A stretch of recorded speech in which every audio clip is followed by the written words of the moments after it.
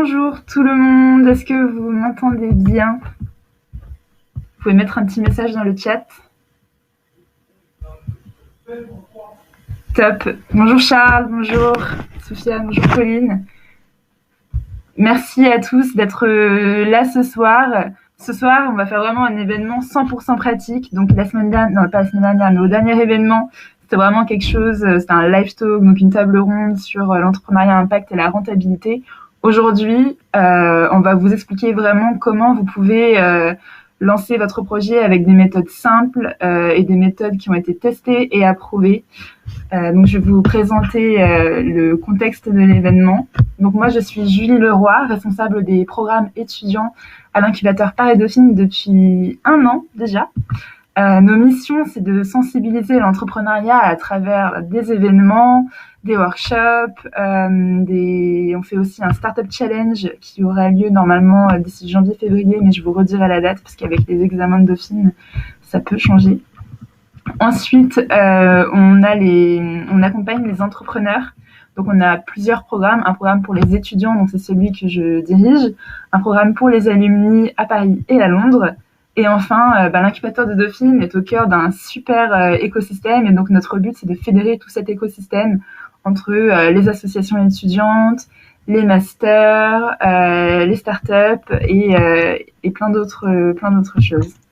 Donc les programmes étudiants, donc on a le programme Discover qui est un programme ouvert à tous, c'est un programme de sensibilisation avec les conférences, les workshops et les événements. Et justement, ce workshop de ce soir fait partie du programme Discover.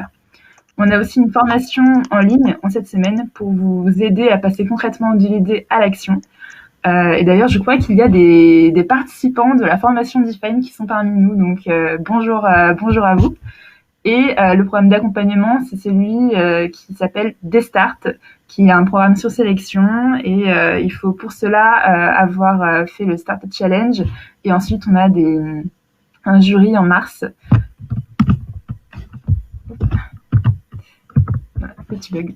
Donc, où est-ce que vous pouvez nous retrouver toutes ces infos? Donc, vous pouvez retrouver tout ça sur le site internet, au bureau B402 si vous êtes à Dauphine, mais en ce moment, c'est un petit peu compliqué. Donc, quand tout cela se sera rétabli, n'hésitez pas à venir nous voir et sinon vous pouvez nous suivre sur les réseaux pour ne manquer aucun de nos événements. Le programme de ce soir, il est plutôt chargé, mais je vous promets, vous allez passer une super soirée. Donc on va commencer par 2 porteurs de projets qui se sont portés volontaires pour pouvoir pitcher leur projet. Ils vont avoir 3 minutes. Ensuite, il y a Alexandre Bruno, qui est le cofondateur de Cooper, qui est une startup anciennement incubée, qui va vous expliquer comment il a validé son idée au démarrage de sa startup. Et ensuite, Francesco Travagli, qui va vous donner une masterclass sur toutes les méthodes que vous pouvez en mettre concrètement dès maintenant. Et ensuite, on va faire une petite activité, donc vous allez pouvoir mettre en application tout cela directement aujourd'hui. Et enfin, on finira par une petite session de networking room. Donc, je vais vous demander pour tous ceux qui ont un projet de mettre un petit message dans le chat en disant que vous avez un projet et votre idée en quelques mots. Comme ça, je vais pouvoir préparer après les petites salles pour l'activité. Donc, est-ce que vous pouvez mettre un petit message dans le chat? Vous me dites « j'ai un projet » et l'idée qui va avec. Ce sera plus facile. Super. Eh bien, pendant que vous dites tout ça, je vais appeler les 2 porteurs de projets qui se sont portés volontaires pour nous pitcher leur projet. Donc, je vais appeler tout de suite Charles Moisset. Charles, je vais t'inviter sur scène. Donc, tu te rappelles la règle problème, solution, business model.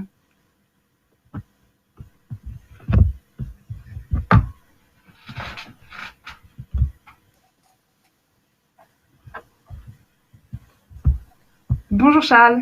Bonjour. Ok. Vous m'entendez? Vous me Oui. voyez? Super. On te voit pas par contre. Ah, mince. Ah, voilà, c'est bon. Super. Bonjour à tous. C'est bon, du coup, Julie, je peux ouais, c'est parti, je commencer? Ok, parfait. Déjà, bonjour à tous. Donc, je m'appelle Charles Moisset, j'ai 19 ans, je suis à l'université Paris-Dauphine. S'il y a une chose que vous devez aussi savoir sur moi, c'est que j'aime énormément le théâtre. Et le fait d'aimer autant le théâtre m'a fait me questionner sur le sort qui était réservé aujourd'hui aux compagnies théâtrales. C'est vrai qu'il y a de plus en plus de compagnies de théâtre, mais elles ont de plus en plus de mal à se produire sur les scènes des théâtres privés, des théâtres publics, notamment parce qu'il y a une concurrence qui est de plus en plus forte et de plus en plus féroce. Ces compagnies, elles continuent quand même de rêver à l'idée de se produire un jour sur ces théâtres privés, ces théâtres publics, parce que ce sont aujourd'hui les seuls diffuseurs de spectacles qui leur permettent une rémunération qui soit juste, à savoir la rémunération syndicale qui leur permet par la suite de pouvoir valider ce qu'on appelle des cachets pour du coup débloquer l'intermittence du spectacle. Et en fait, du coup, je me suis posé cette question, comment offrir aux compagnies théâtrales la possibilité de pouvoir se produire en étant rémunéré justement, mais du coup en sortant de ce schéma classique de théâtre privé et théâtre public. Et du coup, je me suis dit que la solution finalement, c'était d'ouvrir une nouvelle voie de distribution de ces spectacles en permettant aux compagnies théâtrales d'être mis en relation avec des entreprises, des particuliers, des collectivités locales qui seraient intéressés à l'idée de venir accueillir une troupe de théâtre pour leurs événements. Du coup, ce qui se ferait au travers d'une plateforme. Et l'idée du business model, finalement, ce serait de prendre une commission sur le montant de la représentation qui, en fait, serait justifiée par l'accompagnement des compagnies théâtrales dans la distribution de leurs projets et de leurs spectacles et dans la mise en relation avec les particuliers, les entreprises et les collectivités locales qui seraient intéressées. Voilà. Top, merci beaucoup. Tu as complètement réussi le timing parfait. On était à 2 minutes, c'est nickel. Parfait. Merci beaucoup pour ton pitch, Charles. Merci, Julie. J'ai appelé le projet Déguste. Donc, je vais t'éjecter de la scène, mais on te retrouve juste après. À tout à l'heure. Alors, ensuite, on a Baptiste. Baptiste, je vais t'appeler. Ah ouais, il y a 2 Baptistes. Je crois que c'est celui-ci. Baptiste Mazurier. Ouais.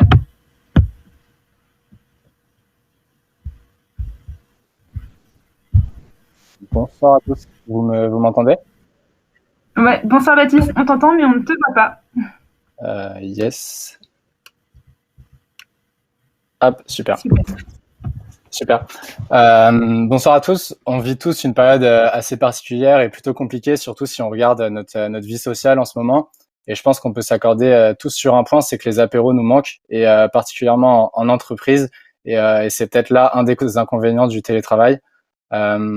Pour nous, un des enjeux principaux pour l'année prochaine pour les entreprises, ce sera de réussir à rassembler leurs équipes et renouer le lien social entre leurs collaborateurs.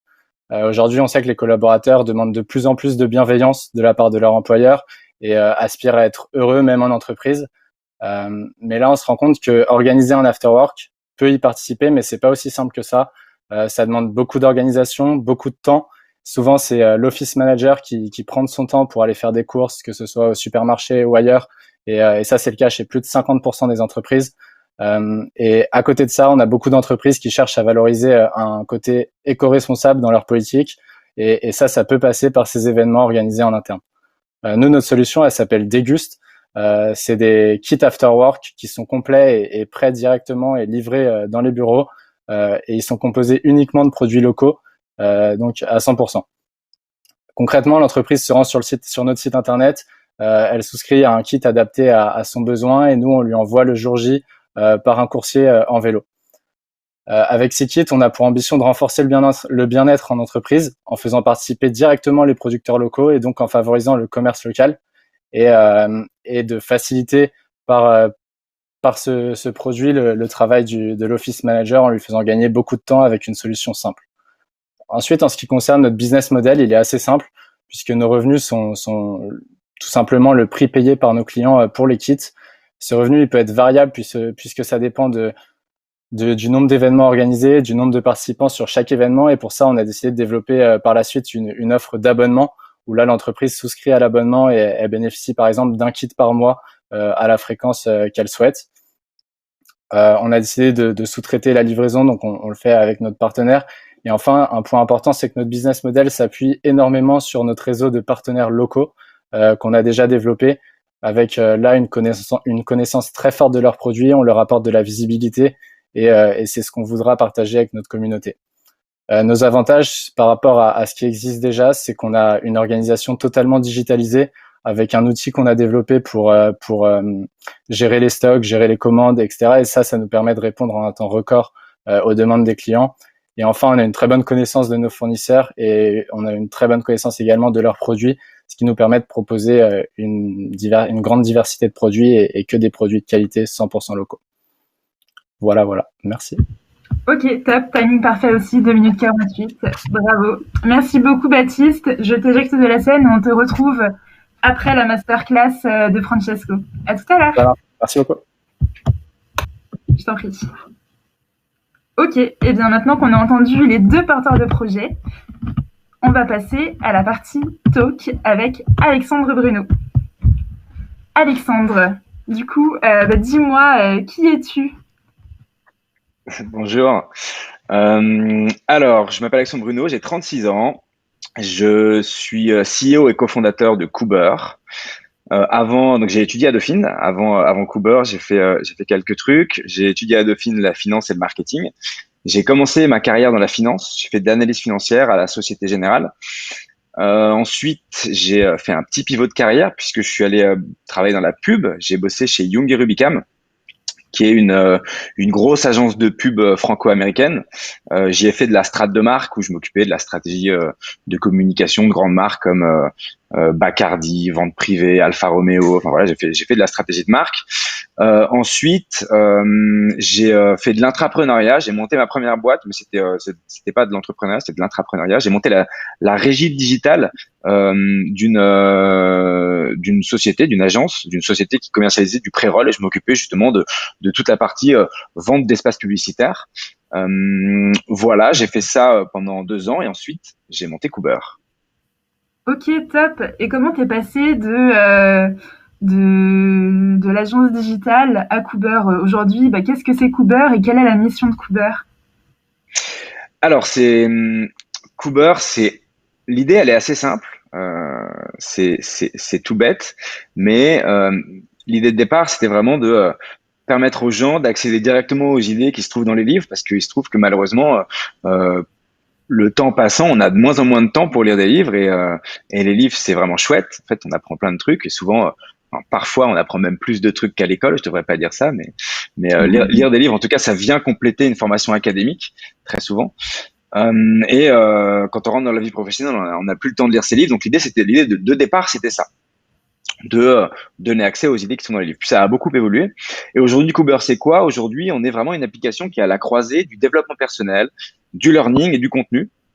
Et qu'est-ce qu'on fait? Donc, on identifie les meilleures sources de contenu, donc les meilleurs livres, mais aussi les meilleures conférences, les meilleurs documentaires, les meilleures vidéos qu'on va trouver sur Internet, etc. Donc, toutes les meilleures sources de contenu. Et on les condense dans des petites capsules de contenu qu'on appelle des cubes, qu'on peut lire et écouter en 20 minutes sur une application mobile.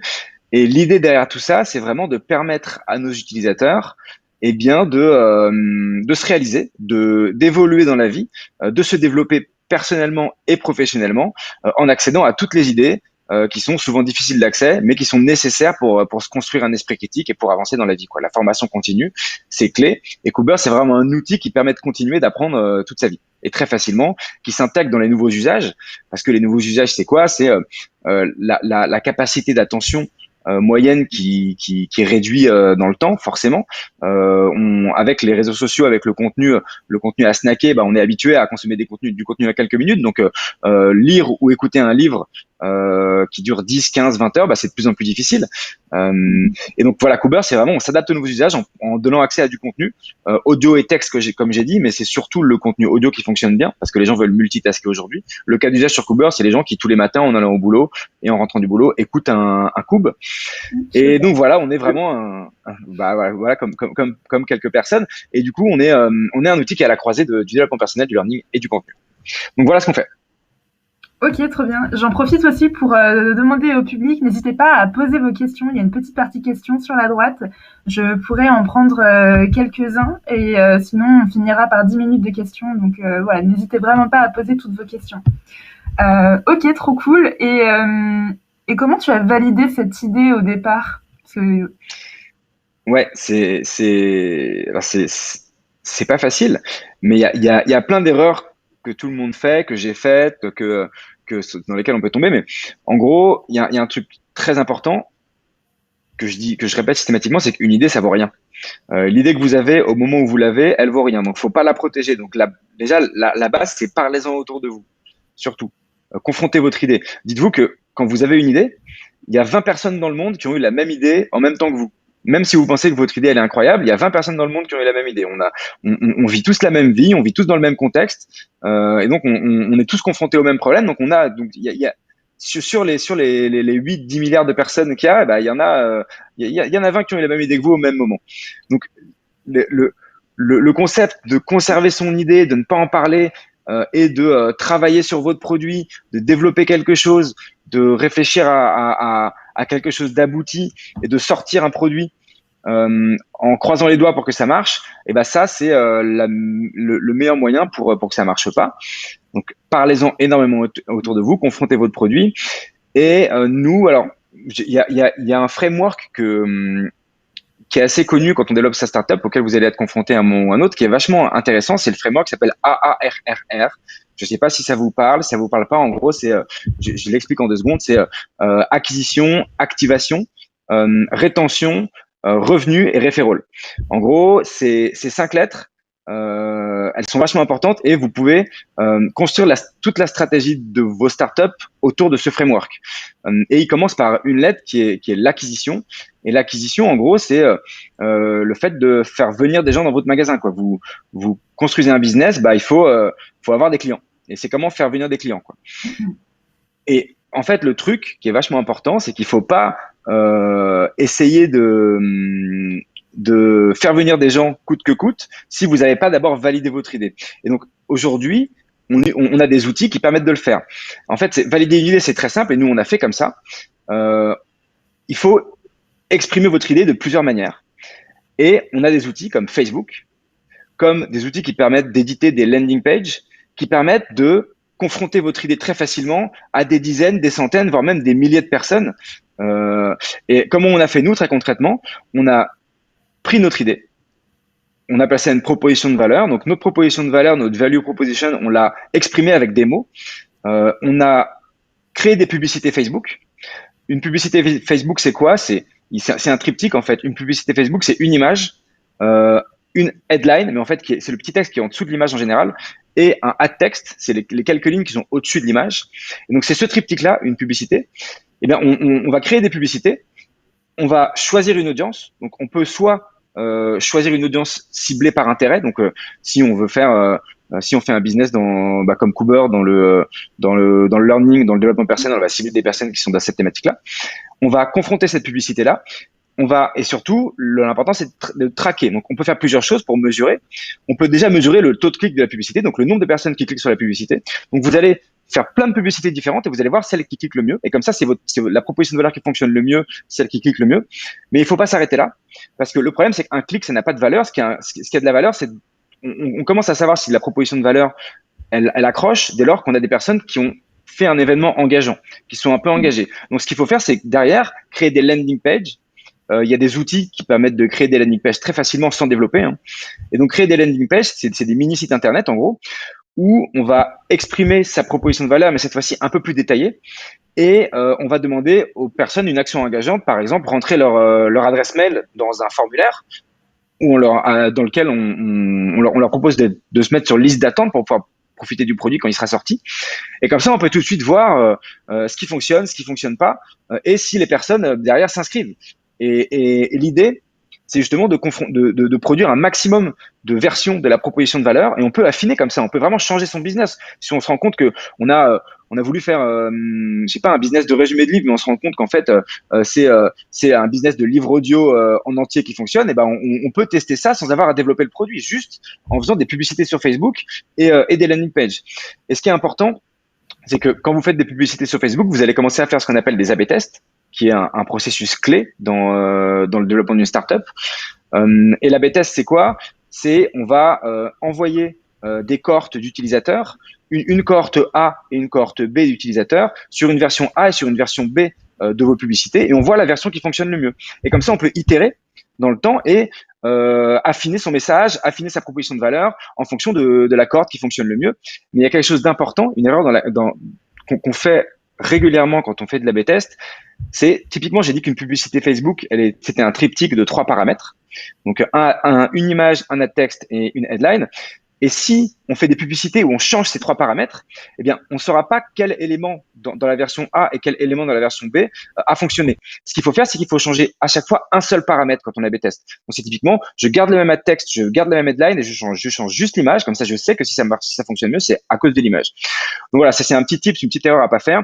Mais en tout cas, c'est comme ça que nous on a commencé à confronter Cooper en faisant des publicités sur Facebook. On n'est pas obligé d'investir beaucoup, hein. On peut investir 50, 100, 200, 500 euros si on a les moyens.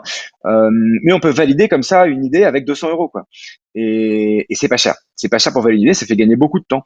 Parce que le pire truc à faire, c'est de se lancer dans un projet, d'investir du temps, d'investir de l'argent, si on n'est pas sûr que ça marche, quoi. Et aujourd'hui, on a des outils qui nous permettent de minimiser les chances de se tromper. Et faire ce qu'on fait là, justement, c'est ce que le petit trick dont je viens de vous parler, ça permet de gagner beaucoup de temps et de minimiser les chances de se tromper. Donc ça, c'est vraiment fondamental. Et il y a plein de choses comme ça qu'on peut faire. En tout cas, nous, c'est comme ça qu'on a procédé. Donc voilà. Ok, et donc ton idée de démarrage, est-ce qu'elle est la même aujourd'hui par rapport à tous les tests que tu as pu faire? Justement, ça t'a permis de l'affiner ou c'est exactement la même depuis le début? C'est pas du tout la même. C'est pas du tout la même. Quand on a construit Cooper, vraiment, l'idée de départ, c'était celle que j'ai présentée au départ, c'est-à-dire une application de résumé de livres. On s'est dit, ok, il y a des livres super, on va permettre aux gens de lire plus de livres. Ça fait quand même 5 ans que Cooper existe, donc on a eu le temps de confronter, d'itérer énormément sur le projet et de le faire évoluer. On a fait de l'innovation incrémentale, on a aussi fait un peu d'innovation de rupture, mais on a surtout fait de l'innovation incrémentale. Donc on a ajouté des briques petit à petit en parlant à nos utilisateurs. Et Cooper, aujourd'hui, c'est plus une bibliothèque de contenu, mais on est en train de devenir un véritable outil de développement personnel. Ça veut dire quoi? Ça veut dire que aujourd'hui, qu'est-ce qu'on fait? Donc, on continue de faire la même chose. Donc, on fait de la curation du meilleur contenu. Donc, on va chercher les meilleurs livres, les meilleures conférences, les meilleurs documentaires, etc. On en fait des versions condensées qu'on appelle des cubes. Mais aujourd'hui, on a surtout compris quelque chose, c'est que contrairement à certains de nos concurrents, dont la proposition de valeur, c'est par exemple, on a un concurrent qui s'appelle Blinkist. Leur proposition de valeur, c'est help fit reading into your life. Help fit reading into your life. Donc, en gros, ils aident les gens à lire plus. Sauf que nous, on a compris un truc en parlant à nos utilisateurs, c'est que nos utilisateurs, ce qu'ils veulent, c'est pas lire plus de livres. Quand ils lisent des livres de non-fiction, ce qu'ils veulent, c'est avoir un résultat. Ils veulent pouvoir mettre en action, mettre en œuvre les idées dont ils ont fait l'acquisition en lisant le contenu dans leur vie de tous les jours. Et donc, nous, on a compris ça. Et donc, on a creusé en parlant à nos utilisateurs. Là-dessus, on a utilisé il y a un bouquin super, il y a le couple sur Cooper d'ailleurs, dont je vous recommande la lecture, qui s'appelle Competing Against Luck, qui est un livre de Clayton Christensen, qui est génial, il y développe la théorie des jobs to be done.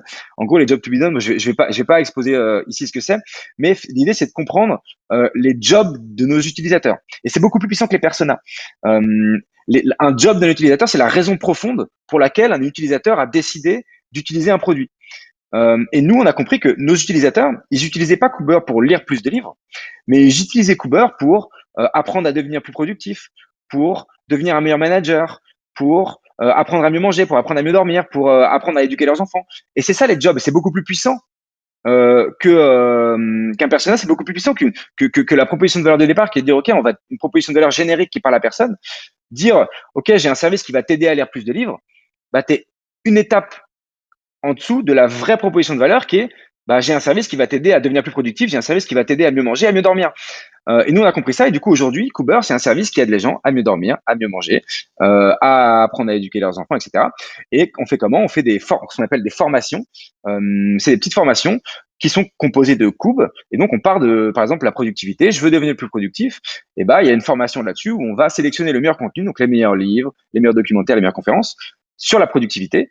Et on en fait des versions condensées, donc des cubes à écouter en 20 minutes. Ensuite, on doit faire un quiz pour valider les acquis. Ensuite, on enchaîne étape par étape, etc. Et on est en train d'itérer à fond sur cette fonctionnalité qui est juste géniale parce qu'elle apporte vraiment de la valeur, quoi. Et quand on fait un produit, faut toujours penser à la valeur utilisateur, quoi. Est-ce que toutes les décisions qu'on prend au quotidien, on doit les prendre au prisme de est-ce que ça va apporter plus de valeur à mes utilisateurs.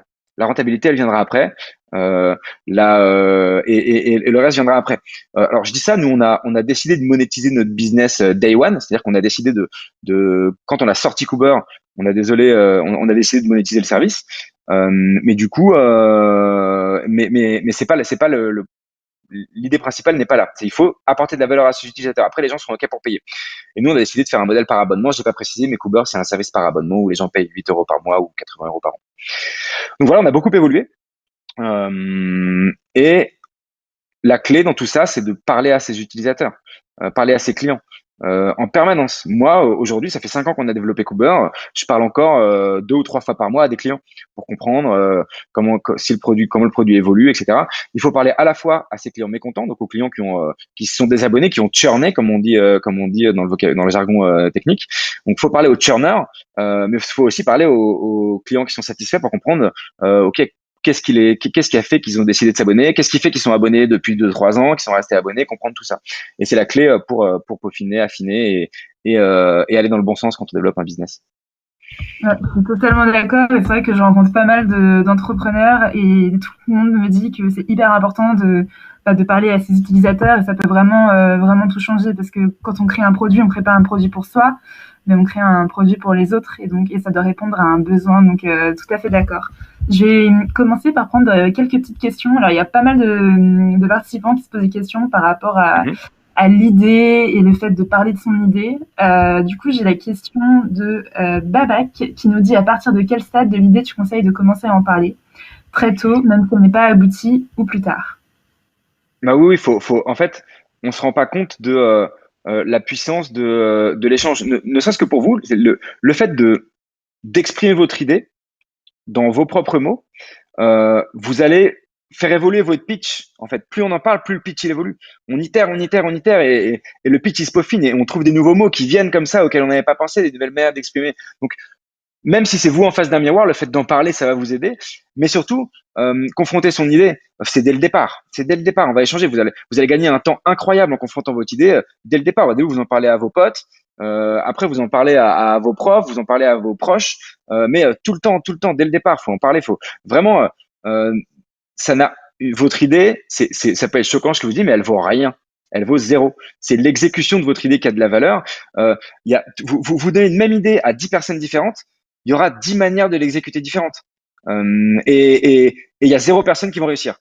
Vous donnez votre idée à 1000 personnes, il y a 1000 personnes qui vont l'exécuter de 1000 manières différentes et peut-être qu'il y a une personne qui va réussir à faire un peu de chiffre d'affaires. Et puis après vous, si vous êtes bon, bah vous allez peut-être pouvoir compete against luck et réussir. Mais pour ça, il faut en parler beaucoup.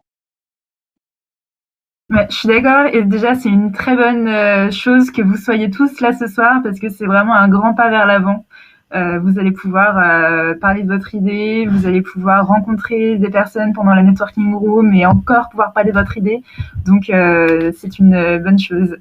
On a Vlad aussi qui est étudiant à Dauphine qui nous dit mais comment faire pour éviter les risques d'accaparation d'idées par les très grandes entreprises qui ont eux du budget marketing et donc ils peuvent noyer l'application en mettant un budget en marketing bien plus grand.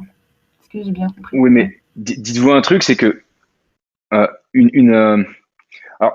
tout ce que je vous dis, c'est évidemment à prendre avec du recul parce qu'il y a potentiellement des cas contraires, mais votre idée, une entreprise vous la volera si jamais il voit que ça commence à avoir de l'attraction, que ça commence à générer de la valeur, qu'il y a du potentiel. Et pour ça, donc, elle vous la volera quand vous serez dévoilé, quoi. Et quand vous essaierez d'avoir des clients, quand vous commencerez à vraiment avoir un marché et un début de traction, un début de croissance. Donc après, c'est une course contre la montre. Il faut que vous ayez une croissance le plus vite possible. Mais il y a que vous qui pouvez. Mais du coup, après, il y a des cas, évidemment, il y a des exceptions à tout ça. Je veux dire, si jamais votre idée, elle est très complexe et elle peut être brevetée, par exemple, bah ça, c'est un peu différent. Mais après, si c'est juste une idée qui n'a aucune barrière à l'entrée intrinsèque, vous avez aucune chance que quelqu'un vous la vole. De toute façon, on vous volerait rien parce que ça n'a pas de valeur. Ce qui a de la valeur, c'est l'exécution. Donc voilà ma réponse. Merci Alexandre. Et on a Fatia qui nous dit qu'est-ce qui a été le plus difficile au démarrage. Excuse-moi, ça a lagué, j'ai pas entendu la question. Pas de souci. Qu'est-ce qui a été le plus difficile au démarrage? Est-ce que créer assez de contenu pour démarrer avec une offre a été assez impactant? Ouais, c'est au démarrage, mais tout est super compliqué. Hein. C'est c'est pas facile. Hein. Il y a un truc qu'il faut savoir, c'est quand on monte une boîte, c'est pas facile. Et vraiment. Parce qu'au début, il faut s'accrocher. On n'a pas de traction, il se passe rien. On n'a pas de clients. Voilà, donc le plus difficile, on s'est posé évidemment la question. On a besoin de contenu pour avoir des clients. Et donc on a créé du contenu. Hein, c'était la première chose à faire, c'est avoir un maximum de contenu. Donc il a fallu lever des fonds. Donc on a réussi à lever des fonds relativement rapidement. On a levé 200 000 euros assez tôt dans le projet. Ça nous a permis de créer du contenu, ça nous a permis d'itérer rapidement, etc. Enfin, tout est vraiment très difficile. Il faut s'accrocher. Mais pour pas faire d'erreur, pour minimiser les erreurs, il faut s'entourer de personnes de conseil. Il faut surtout pas faire ça dans son coin. Faut essayer de s'entourer au maximum de conseils. Moi, j'ai été conseillé assez rapidement très tôt. J'ai eu des coachs. Enfin, j'ai des coachs maintenant. Ça fait 1 an, mais au départ, évidemment, j'en avais pas. Mais je me suis entouré. L'incubateur, ça peut aider. Évidemment, c'est utile de pouvoir s'entourer, confronter son idée, parler à des experts.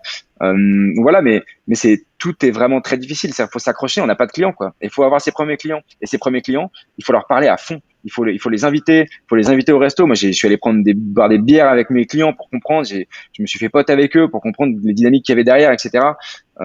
C'est vraiment ça la clé, quoi. Ok. Et comment tu as trouvé tes premiers clients? Parce que c'est aussi le thème de l'événement de ce soir. Alors, les tout premiers clients, on les a eus. Là, il y a les vrais clients et il y a les faux clients. Hein, il y a tout le réseau. Moi, je compte pas ça dedans parce que peut-être les 100 premiers clients, c'est les gens qu'on a eu, les friends and family, quoi. Mais les premiers clients, ce qui est intéressant, c'est que nous, les canaux d'acquisition qu'on utilise encore aujourd'hui sont les canaux d'acquisition qu'on a utilisés dès le début. Nous, dès le début, on faisait de l'abonnement et donc notre funnel d'acquisition, il était assez simple. Si on faisait de la publicité sur Facebook, Instagram, YouTube, Google, etc. D'ailleurs, vous avez probablement déjà été confronté à nos pubs parce qu'on a beaucoup arrosé en France. Et du coup, les gens, on a fait des pubs, les gens cliquaient sur les pubs, ils téléchargent l'application, ils arrivent sur le store, ils téléchargent l'app, ils font l'onboarding, ils s'inscrivent et ils ont ce qu'on appelle un paywall. Après, je pourrais développer longuement là-dessus parce que c'est vachement important. Tout le funnel entre le moment où quelqu'un est confronté à une publicité et le moment où il arrive sur le produit, où il s'abonne là. Donc du coup, nos premiers clients, on les a eu très facilement comme ça. Donc on a eu très facilement des premiers clients, mais après, il a fallu les garder. Et ça, c'était une autre paire de manches. Parce que nous, c'est ça la dynamique. On a un funnel assez fermé dès le départ, et les gens doivent rester pour rester abonnés. On a un 7-day free trial qui est bloquant. Et si on fait rien pendant les 7 days et qu'on se désabonne pas, on est abonné. Et si on fait quelque chose, on décide de se désabonner, on se désabonne. Donc nous, on a toujours lutté. Je dis lutter, ça aujourd'hui ça marche bien, mais pour avoir des bons taux de transformation sur toutes les étapes de notre tunnel. Mais donc on les a eu assez facilement, nos premiers clients. Mais nous c'était gardé. Mais quand je dis nos premiers, c'était nos 200 premiers clients. Aujourd'hui on a 1 million de clients, donc c'est une autre paire de manches. Mais nos 200 premiers clients, on les a eu comme ça. Et donc ouais, pour avoir ces premiers clients, il faut bien travailler son tunnel ARRRR, si j'ai bien compris. Ah ouais, exactement. Faut bien maîtriser tous les pans de ce funnel, qui est un funnel clé, AARRR. C'est vraiment c'est la bible de tout entrepreneur. Après, ça marche pas pour tous les business, mais c'est un funnel. Il faut en maîtriser toutes les étapes. Mais sachant que tout est important, je me suis focalisé surtout sur l'acquisition aujourd'hui, mais l'activation, c'est comment on fait faire des événements critiques à ses utilisateurs. L'événement critique chez nous, c'est la consommation de contenu. Donc, comment on fait pour que la personne écoute ou lise un coup très rapidement? Donc ça, c'est l'activation. Et ensuite, voilà. Ensuite, on rentre dans une dynamique de rétention. La rétention, faut que les gens reviennent le lendemain, le surlendemain, la semaine d'après. Et après, faut que tu génères du revenu. Donc ça, c'est clé. Hein. On est d'accord. Enfin, je dis on est d'accord. Il y a des business qui pourront générer du revenu dans le futur. Des business qui génèrent beaucoup de consommation, beaucoup d'usage, etc. Et ils seront monétisables plus tard. Il y a beaucoup d'incertitudes sur ces business qui sont compliqués à développer. Donc moi, ma recommandation, c'est d'essayer de monter des business qu'on peut monétiser rapidement. Et après, il y a le referral, c'est important. C'est en fait, ça génère de la croissance organique parce que si un abonné vous ramène 2 abonnés ou 3 abonnés, eh bien, ça vous fait de la croissance que vous payez pas. Ça vous fait de l'acquisition gratuite. Et ça, c'est vachement important d'avoir de la croissance organique. C'est un des signaux qui montre que vous avez ce qu'on appelle le product market fit. C'est le moment où votre acquisition, votre coût d'acquisition commence à baisser et vous avez une croissance organique qui commence à s'améliorer. Donc voilà. Ok, trop cool, ça vient de me donner une idée. Je pense que peut-être pour l'année prochaine, ce serait intéressant de faire un petit workshop sur ce funnel ARRR parce que je pense que c'est hyper important, comme tu le dis. Il nous reste 3 minutes avant la masterclass de Francesco. Est-ce que tu as 2-3 conseils à donner aux étudiants entrepreneurs, aux étudiants qui veulent se lancer et qui nous écoutent actuellement? Ouais, j'en ai 1 milliard, mais si je devais me cantonner à quelques conseils, c'est bien de commencer tôt. C'est génial d'avoir un projet d'entrepreneuriat tôt. Donc c'est une très bonne chose. N'ayez pas peur de vous planter. Ça peut arriver et il faut remonter, il faut apprendre. C'est un peu la culture américaine, le fail fast. Je pense pas qu'il faut aller forcément vers l'échec. Je pense qu'on peut réussir du premier coup. Vous pouvez, ça peut marcher. Donc pour ça, il faut s'accrocher. Mais si j'ai vraiment un conseil, mais c'est celui que j'ai déjà donné, c'est parler le plus rapidement possible à vos utilisateurs. J'ai un autre conseil qui est très pragmatique, c'est ça sert à rien de créer votre boîte. C'est con, mais c'est un conseil que je donne souvent. C'est la première chose qu'on fait quand on monte une startup, on dépose les statuts de sa boîte, parce qu'on veut un cabis, parce qu'on se dit c'est cool. Mais à quoi ça sert d'avoir un cabis si vous générez 0 de chiffre d'affaires? Ça peut servir à certaines choses, mais dites-vous que si vous générez 0 de chiffre d'affaires, ne créez pas votre société, testez votre modèle, etc. Vous la créerez au dernier moment, ça sert à rien. Parce que il y a un cimetière d'entreprises qui ont jamais généré 1 euro de chiffre d'affaires, ça sert à rien. Donc, sauf si vous en avez besoin pour avoir des subventions, par exemple, ou pour ça c'est une vraie raison. D'ailleurs, au niveau des subventions, activez la BPI. Vous pouvez bénéficier facilement de subventions. Au tout départ, nous, on a bénéficié de 60 000 euros de subventions. Ça nous a été très utile. Donc, activez la BPI, essayez de choper des subventions. On est quand même dans un pays où il y a un terreau fertile à l'entrepreneuriat. Et donc ça, allez-y, foncez. Il faut vraiment que vous en profitiez parce que ça peut vous permettre de tenir un peu plus. Et constituez-vous un réseau. Constituez-vous un réseau. Ça, c'est la clé aussi. Ne négligez pas l'importance de votre réseau. Et voilà les conseils que je peux donner. Ok, merci beaucoup Alexandre, c'était hyper passionnant, on a appris plein de choses. On n'a pas pu poser toutes les questions parce que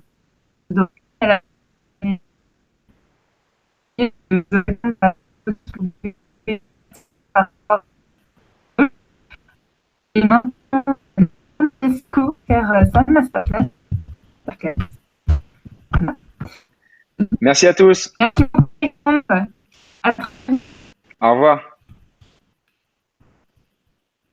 Merci Alexandre. Julie, on t'a pas entendu et on t'entend plus, je pense. Non, Ouais. Nick, aidez-moi. Est-ce que vous m'entendez? J'ai un problème de co. Ah mince.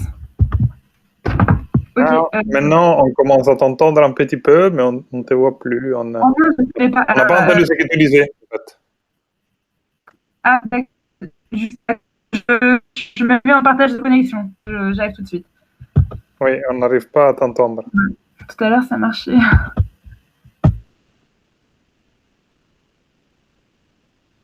Allô?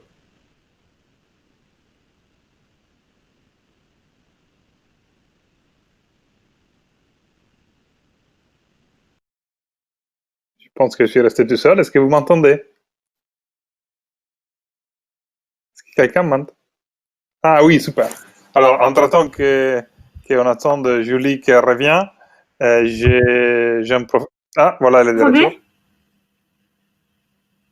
Vas-y, Julie, on n'entendait pas ce que tu disais depuis la fin de la présentation d'Alexandre. Peut-être tu peux répéter? D'accord, je disais que maintenant je te passais la main pour la masterclass. Ah, ok, super. Alors, je reprends la main et... Tu peux partager ton écran. Désolée pour ce problème de connexion, petit aléa du direct et de la technologie. Ça arrive. Mais tout à l'heure, tout marchait quand j'ai commencé. C'est pour ça que ça arrive parfois en plein milieu. Ça arrive. Je suis chez Free, c'est peut-être le souci. Alors, je ne veux pas mettre comme ça parce que sinon, j'ai pas... Alors, je vais faire en sorte de voir aussi si j'arrive. J'essaie aussi si j'arrive à voir en même temps la présentation et vous. Je pense que oui. Voilà, comme ça je peux. Ok. Et n'hésitez pas, pareil, à poser vos questions. On gardera 10 minutes à la fin de la présentation pour pouvoir poser vos questions. Vous avez une petite partie questions sous le chat. C'est plus facile pour pouvoir... Oui, je pense que Francesco, es-tu d'accord pour qu'on envoie la diapo à la fin de Absolument, la conférence? avec plaisir.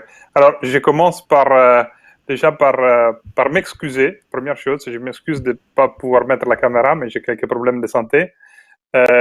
Deuxième chose que je veux faire, je voudrais remercier Julie pour cette invitation et son énorme engagement pour organiser ces ateliers qui sont toujours très, très bénéfiques, je trouve, et très intéressants, très beaux échanges. Aussi Alexandre, qui est parti, mais il nous a donné de très bons conseils. Alors, je commence par me présenter. Alors, moi, je suis à la base un entrepreneur. J'ai créé 3 entreprises. J'ai aussi créé des entreprises dans lesquelles j'ai pas réussi. Hein. La première, j'ai vraiment pas réussi. J'étais encore un étudiant. Après, j'ai travaillé un peu par des grands comptes. Je suis venu en France il y a 5 ans parce que j'ai créé une entreprise en France et j'ai reçu une invitation de la part d'Emmanuel Macron et François Hollande en 2015 pour créer notre projet en France.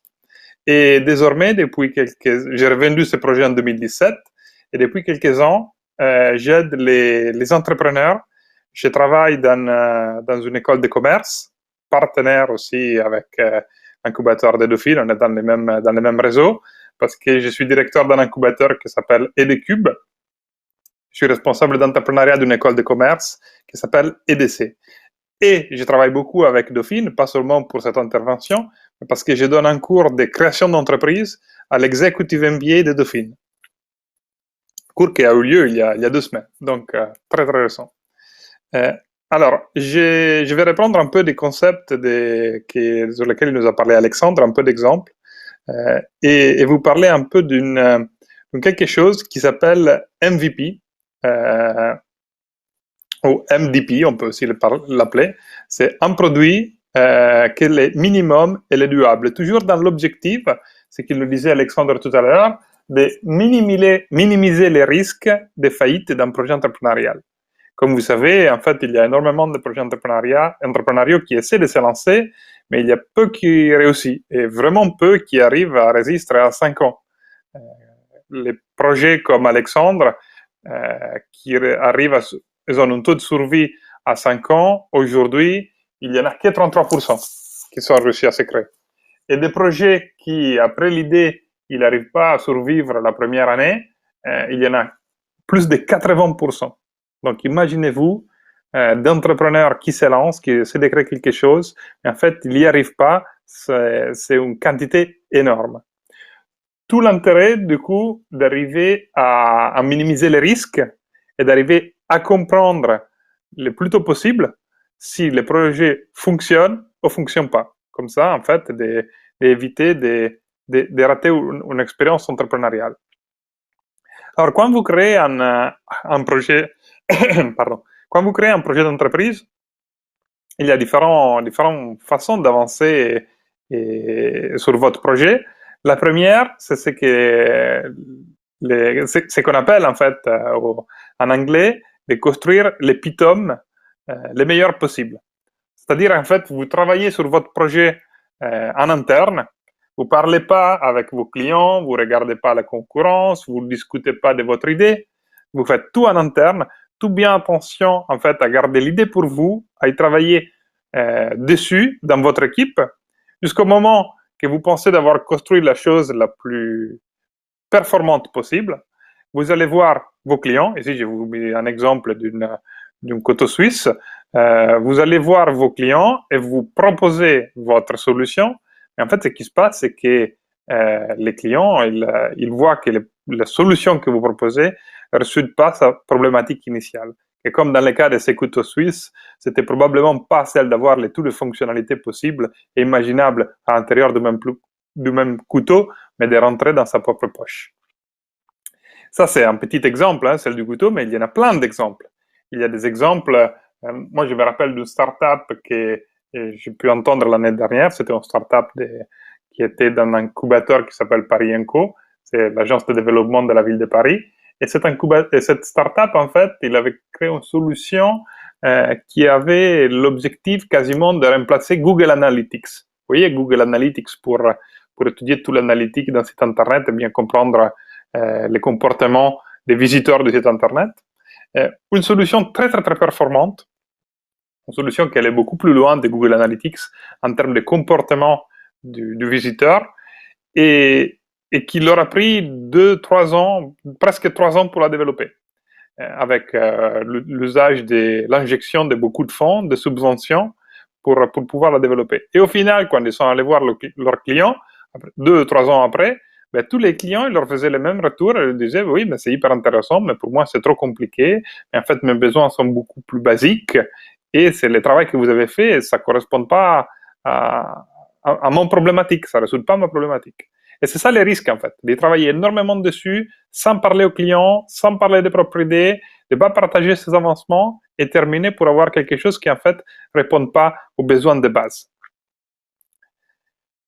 Une autre façon de faire, qui déjà c'est un peu mieux, hein, mais ce n'est pas forcément la meilleure, c'est que les développeurs d'applications, par exemple, comme Alexandre, ou les développeurs des logiciels, ils appellent en anglais release early, release often.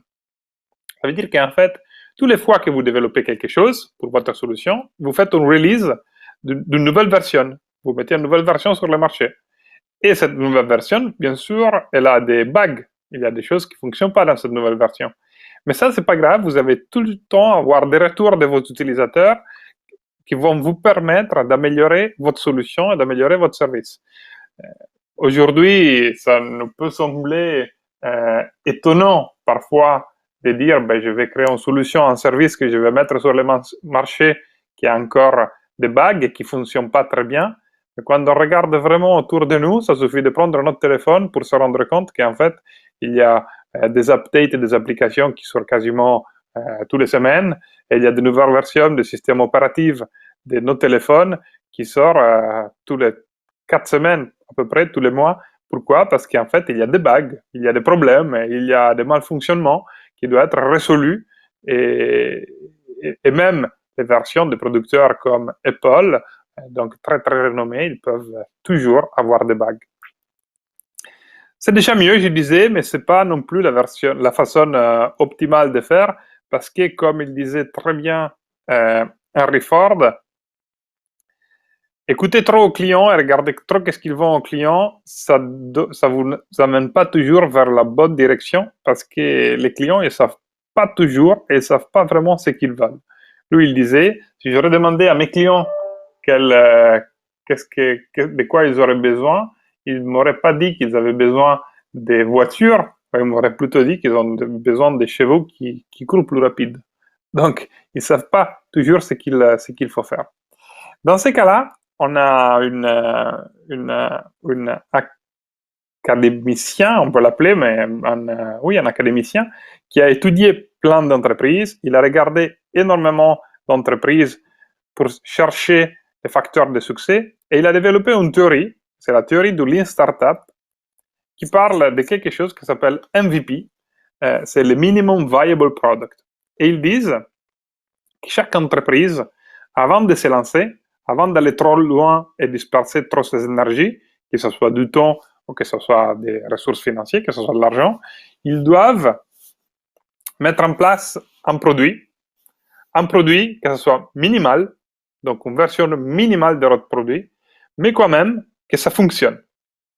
Donc, mettre en place quelque chose qui soit vraiment minimum, que ça fonctionne, et aussi, le concept des produits, il est très intéressant. Ça peut être un produit, un service, bien sûr, mais ça veut dire quoi, produit, dans ces cas-là? C'est quelque chose qu'on peut vendre, qu'on peut commercialiser. C'est quelque chose qui peut nous permettre de valider qu'on crée de la valeur.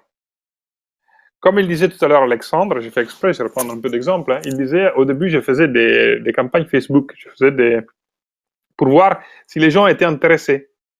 Et en cliquant dessus, ils s'inscrivaient ou ils remplissaient un questionnaire. Déjà, cela nous permet de valider quelque part à niveau minimal encore, mais de valider qu'il y a de l'intérêt, que ce qu'on crée produit de la valeur. Et quelque part, petit à petit, ça nous permet de valider quelques étapes. Alors, j'imagine que vous pouvez avoir des questions. Ce que je vous propose, c'est que je continue encore un petit peu ma présentation. Même, je la peux faire jusqu'au bout. J'ai pas énormément de slides.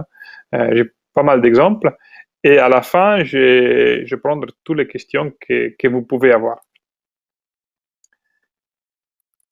L'objectif de l'MVP, je disais, c'est quelque chose que ça doit être minimum, ça doit fonctionner, et comme un produit ou un service, vous devez le vendre. Mais l'objectif de l'MVP, faites bien attention, c'est pas de vous faire devenir riche, c'est pas de vous faire devenir profitable. Souvent, en fait, ça nous coûte plus de ce qu'on y gagne derrière. Mais l'objectif de l'MVP, c'est de vous permettre de valider vos hypothèses. C'est de vous permettre de comprendre où vous aurez pu vous tromper. C'est de vous permettre de comprendre qu'est-ce qu'il faut faire pour servir au mieux votre client, pour faire en sorte qu'il soit vraiment content.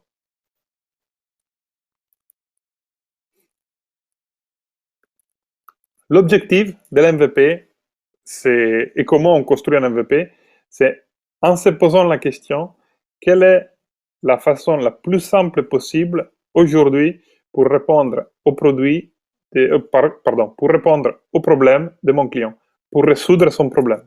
Qu'est-ce que je dois faire aujourd'hui pour résoudre son problème? Et ça, souvent, en vous posant cette question, vous arrivez à identifier quel est votre MVP, la première version de votre produit ou de votre service. Il y a un graphique très intéressant qui explique un peu la logique de l'MVP, qu'il dit, tout en haut, vous voyez qu'est-ce qu'il ne faut pas faire. Donc, imaginez-vous que le problème de votre client, c'est de pouvoir se déplacer, et la solution que vous avez en tête, c'est une voiture. Bon, vous ne savez pas si ça va se vendre ou pas, cette voiture. Donc, la mauvaise façon d'avancer, imaginez que c'est la première voiture inventée. La mauvaise façon d'avancer, ça serait de dire, d'abord j'ai construit une roue, après 2 roues, après j'ai construit la carcasse de la voiture, et finalement j'ai construit la voiture. À chaque étape, à l'étape 1, 2 et 3, vous n'arrivez pas à délivrer les services à votre client, et vous n'arrivez pas à valider que le problème de votre client, c'était vraiment de se déplacer. Si plutôt vous avancez comme dans l'exemple en bas, et à chaque étape, vous dites, d'abord j'ai fait un skateboard, parce que quand même un skateboard, ça ne permet pas d'aller hyper loin et très vite, mais quand même, ça permet de se déplacer. Après, j'ai fait pourquoi pas un trottinette, ça permet d'aller quand même un peu plus loin en dépensant moins d'énergie. Je peux aller sur un vélo, qui aussi, ça permet d'aller plus vite et plus loin, un scooter, et finalement, la voiture. À chaque étape, vous avez répondu aux problèmes de vos clients, et vous avez répondu peut-être de mieux en mieux si le problème initial, c'était d'aller très loin et très vite. Donc, c'est plutôt la deuxième façon qu'il faut mettre en place et qu'il faut faire pour faire un véritable MVP. Alors, sûrement, parmi vous, il y a des étudiants qui vont dire, oui, ok, mais si je dois vendre une version minimale de mon produit, et en fait, mes clients, ils veulent aller loin, qu'est-ce qui me rassure? Que ça ne va pas les décevoir. Et il n'y aura pas probablement des clients qui vont dire, non, en fait, je ne le prends pas parce que c'est une version minimale, justement. La théorie de Moore, qui dit, en fait, qui s'appelle Crossing the Chasm, explique bien que pas tous les clients, pas tous les marchés, ici, cette courbe représente le marché total de votre produit et de votre service, pas tous les marchés auront envie de prendre votre solution, d'acheter votre MVP. Seulement une première partie qui s'appelle marché initial, c'est les innovateurs, c'est les early adopters, qui correspondent à peu près à 16% de votre marché total. Seulement eux, c'est les gens qui accepteront d'avoir une version minimale du produit et du service. Et donc, il est fondamental, quand vous créez votre MVP, pas d'en parler et d'essayer de le vendre à tout le monde, parce que la plupart des gens, ils diront, non, ça ne m'intéresse pas parce que c'est minimal. Mais c'est de se focaliser sur une partie de votre marché sur ce qu'on appelle les innovateurs, les early adopters, qui ont des caractéristiques, que si vous voulez, on y reviendra après, et regardez à eux et essayez de valider avec eux votre concept et votre solution. Alors, finalement, comment on place et comment on construit un MVP? Ben, pour mettre en place et construire un MVP, il faut réfléchir à un MVP déjà. Il faut se dire qu'un MVP, c'est comme un test. C'est comme un test qui vous permet de valider si votre hypothèse, elles sont correctes ou pas correctes. Donc, la première chose que vous devez faire, c'est vous dites, bon, j'ai identifié mon problème, comme plusieurs parmi vous ont présenté, 2 parmi vous ont présenté tout à l'heure. J'ai identifié ma solution pour répondre à ce problème. Maintenant, vous pensez sûrement d'avoir raison avec votre solution, comme la totalité des entrepreneurs y pensent, mais comme je vous disais, il y en a qu'une petite partie qui ont effectivement raison. Donc, il faut se dire, si ça c'est ma solution, quelles sont les hypothèses les plus dangereuses que je dois tester qui feraient que, en fait, ma solution ne fonctionne pas? C'est quoi qui ferait que mon idée ou mon projet tombe à l'eau? Il vient d'où les risques les plus importants? Une fois que vous avez identifié ces risques-là, vous développez votre MVP. Et votre MVP, c'est justement un test que vous mettez en place pour essayer de valider cette hypothèse la plus risquée que vous avez identifiée sur le moment. Plus tard, une fois que vous l'allez tester, en fait, cet MVP. Vous voyez que si ça fonctionne ou pas. Si ça fonctionne, c'est-à-dire si les gens adhèrent, s'ils achètent, par exemple, ben alors vous pouvez passer à la prochaine hypothèse la plus risquée. Si ça ne fonctionne pas, en fait, vous essayez de faire ce test, mais les gens n'adhèrent pas à votre solution, ils ne se registrent pas ou ils n'achètent pas, ben alors il faut repenser à votre solution. Il faut, ce qu'on dit dans les jargons des startups, il faut pivoter, faire un pivot. Comme ça que vous adaptez votre solution et vous pouvez faire qu'il y aura des hypothèses différentes et vous faites un autre test à nouveau. L'idée, c'est vraiment une méthode quasi scientifique. Hein. C'est-à-dire, j'identifie, ça c'est ma solution, quelles sont les hypothèses qui feraient en sorte que la solution ne fonctionne pas et comment je teste ces hypothèses. J'essaie de reprendre l'exemple d'Alexandre tout à l'heure qui nous disait que sa solution, il avait en tête sa solution au début et c'était de faire des capsules en fait pour apprendre pour lire plus vite et apprendre les contenus d'un document ou d'une masterclass, etc. Et son hypothèse, probablement, au début, lui il a dit, moi, je vais faire, j'ai fait la pub sur Facebook pour voir si les gens se registraient. Et vous voyez déjà là quelle était son hypothèse. Est-ce que les gens sont vraiment intéressés à avoir un condensé, une capsule d'un contenu et ils vont la lire, ils vont regarder cette capsule avec l'objectif de les faire le plus rapidement possible. Ou plutôt, parce que ça peut être l'inverse, les gens ils prennent du plaisir à lire un bouquin pendant 2 semaines. Et donc, ils ne veulent pas les lire dans 20 minutes, ils ne veulent pas avoir les retours en 20 minutes. Mais c'est toute l'expérience de lire que ça leur fait plaisir. Et lui, il devait tester cette hypothèse parce qu'on est d'accord, c'est risqué comme hypothèse. Est-ce que tout le monde adhère ou qu'une partie des gens adhèrent? Donc, pour tester cette hypothèse, il a mis en place un test que c'était dans son cas Facebook, le test Facebook pour voir si les gens ne se registrent pas. Alors, ce que je vais faire maintenant, je vais vous donner quelques exemples d'MVP. Quelques exemples pour vous inspirer un peu sur comment vous pourrez tester vos hypothèses. Alors, le premier exemple que je voudrais vous donner, c'est un projet aussi, un ancien de Dauphine, qui a participé à la masterclass, cette même masterclass l'année dernière, et nous a raconté son expérience. Son projet, ça s'appelle Affluence, et c'est l'idée du projet, Julie me corrigera si je me trompe, si je ne me rappelle pas bien, c'était de permettre les gens qui font la queue de faire moins de queue. Parce que faire la queue, c'est pas amusant, les queues sont longs, surtout à Paris, et on ne veut pas rester beaucoup de temps dans la queue. Donc, comprendre quel est le temps qu'il faut dans la queue, ça permettrait d'optimiser votre temps et ça permettrait aussi à les magasins ou les bibliothèques ou les restaurants ou les boîtes de nuit, en fait, de donner un service meilleur à les gens qui vont rentrer pour faire moins de queue. Et lui, ce qu'il racontait, c'est que leur premier client, c'était la bibliothèque de Pompidou. Et quand il a réussi à vendre cette solution à le directeur général du Centre Pompidou, ils n'avaient même pas la solution développée encore. Ils avaient juste des captures d'écran de ce qu'ils voulaient faire et il disait qu'il lui faisait un exemple de comment ça pourrait fonctionner dans la queue de la bibliothèque du Centre Pompidou. Et en fait, il commençait à faire des posts sur les réseaux sociaux et il taguait le Centre Pompidou pour montrer combien de temps il y avait dans la queue. Mais il faisait ça sans solution.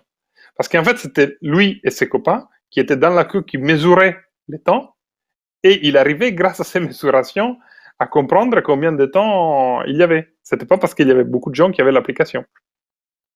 Grâce à ça, il a réussi à décrocher un rendez-vous avec les directeurs du Centre Pompidou, et il lui a dit qu'il avait une solution quasi prête, même si ce n'était pas encore vrai, mais qu'il voulait l'adapter, en fait, vraiment à les besoins et les spécificités du Centre Pompidou. Chose qui a aussi flatté les directeurs du Centre Pompidou. Et ensemble, ils ont co-construit la solution. Donc, sa première version, elle était co-construite directement avec les directeurs du Centre Pompidou. Donc, vous voyez bien qu'une façon, en fait, de construire sa solution sur l'MVP, c'est ce qu'on appelle la co-construction. En fait, on construit ensemble. Et on fait une interview pour la co-construire avec les clients. Une autre méthode de MVP, c'est ce qu'on appelle en fait la méthode de concierge, qui correspond en fait à offrir un service qu'on dit être automatisé, mais à la base, elle n'est pas automatisée, elle est tout fait à la main. Ici, je vous ai pris un exemple d'une entreprise qui s'appelle Food on the Table aux États-Unis. En fait, c'est qu'eux, ils font, ils avaient à la base une solution très compliquée à mettre en place parce qu'ils permettaient d'identifier pour chaque jour de la semaine quels étaient les bons menus à mettre en place, les bons menus pour une famille à cuisiner, pour chaque jour, donc, décider quel plat cuisiner, en fonction des besoins et des envies de chaque membre de la famille, en fonction des prix qu'il y a dans les supermarchés autour, donc aussi pour dépenser le moins possible, et aussi en fonction du temps de préparation des plats. Donc, vous imaginez, pour mettre en place une solution pareille, il faut avoir derrière des chefs qui font les recettes, il faut avoir des accords avec des magasins pour avoir accès à les produits en stock, pour comprendre en fait quels sont les produits en réduction, et il faut avoir les envies de chaque membre de la famille pour arriver à mettre en place des recettes adaptées à la totalité de la famille. Ben, eux, ils n'avaient pas tout ça au début, mais ce qu'ils avaient un copain qui a un magasin, un magasin type Carrefour, en fait, mais un tout petit, un corner shop. Et dans ce magasin, ils ont fait leur premier test. Ils ont demandé s'ils pouvaient rencontrer des personnes, des clients du magasin, s'ils pouvaient faire des interviews, et leur demander qui était intéressé par cette solution. Et ils en ont rencontré un qui était intéressé, et donc ils ont dit, OK, ben, je vais faire un questionnaire. Cet questionnaire, chaque membre de la famille, c'est un questionnaire papier, hein, chaque membre de la famille peut dire en fait quelles sont ses préférences par chaque jour de la semaine. Moi, après, je vais creuser les résultats. Je vais regarder les stocks, les produits en stock dans les magasins. Je vais construire les recettes. Et chaque dimanche soir, je vais vous donner les menus pour la semaine.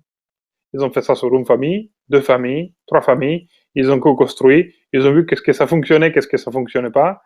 Et quand ils se sont bien rendus compte des besoins du client et ils étaient sûrs et certains que la solution qu'ils mettaient en place était pertinente, mais ils ont commencé à tout automatiser et ils ont construit une application mobile. Une autre version d'MVP, ben c'est celle qui nous a, je ne perdrai pas beaucoup de temps dessus parce que c'est celle qui nous a présenté Alexandre tout à l'heure. Et c'est en fait, l'année prochaine, je mettrai là la slide d'Alexandre.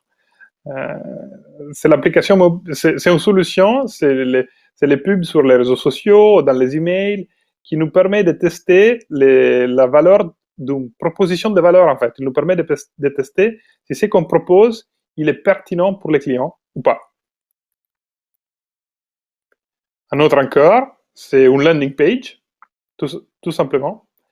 Ici, je vous ai pris un exemple d'une start-up américaine qui aujourd'hui elle est connue dans le monde entier. Il a même fait des business cas de Harvard, qui s'appelle Zipcar. Et en fait, Zipcar, c'est une start-up qui a rendu le covoiturage accessible aux États-Unis déjà depuis une dizaine d'années. La fondatrice, elle avait vu le covoiturage dans les années 2005, si je me rappelle bien. Dans les années 2000, en Allemagne, ça existait déjà, mais ça n'existait pas aux États-Unis. Elle a reporté le concept là-bas. Et ce qu'elle a fait au début pour faire le covoiturage, imaginez-vous, le covoiturage, ça demande des voitures, ça demande des gens qui s'inscrivent, qui font un dépôt. Pour avoir quelque chose de mettre en place, ça demande pas mal d'investissement quand même.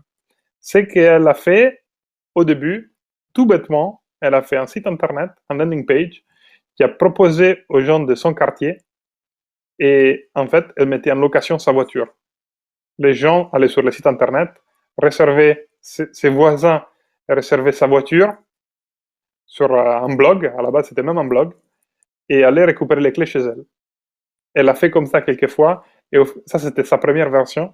Après, elle a loué quelques voitures, et petit à petit, elle a commencé à récolter de plus en plus d'investissements pour mettre en place la version de Zipcar que c'est aujourd'hui, et une version avec plein de voitures et une carte qui permet de les ouvrir.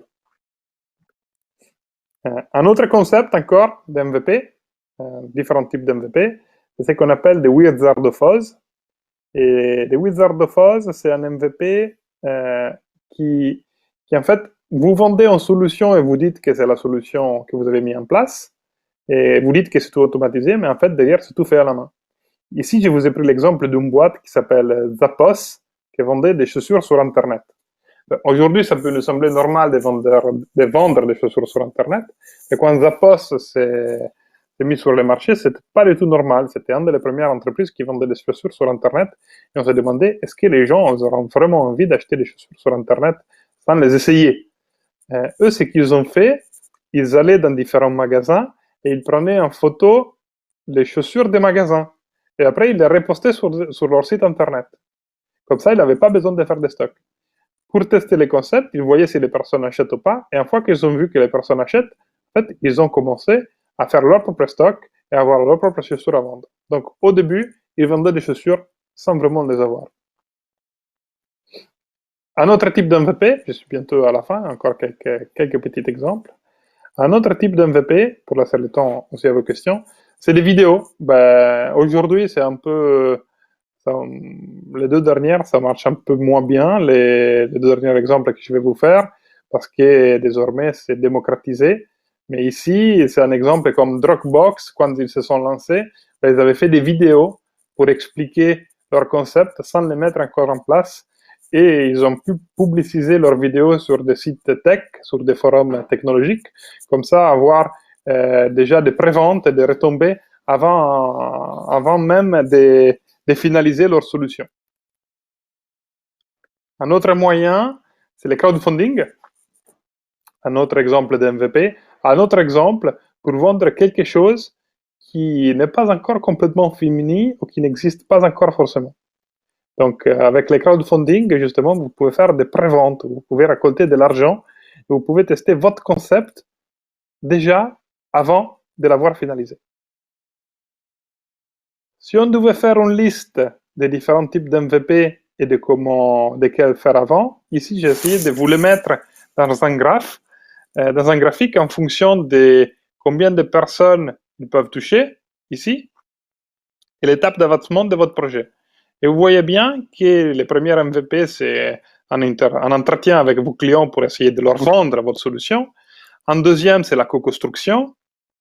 Après, vous avez des liens, des réseaux sociaux, des sites internet, et Wizard of Oz. Vous voyez comme en fait, comme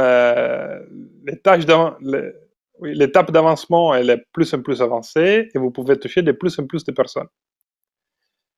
Un dernier exemple pour vous montrer que vraiment tout peut être fait en MVP. Ici, je vous ai pris l'exemple de